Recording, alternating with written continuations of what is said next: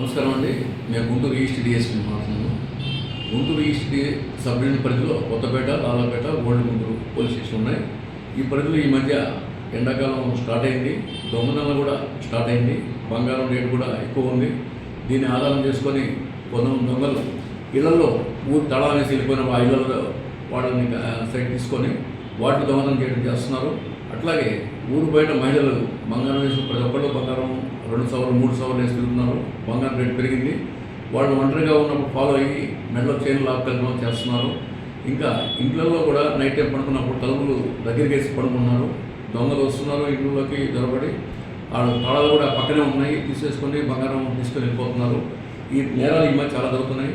ఈ మధ్య అయితే యూపీ నుంచి, ఉత్తరప్రదేశ్ నుంచి ఇద్దరు దొంగలు వచ్చేసి ఇక్కడ చేయడం జరిగింది, వాళ్ళ అరెస్ట్ జరిగింది. కానీ ప్రతి కేసులో దొరుకుతారని నమ్మకం ఉండదు.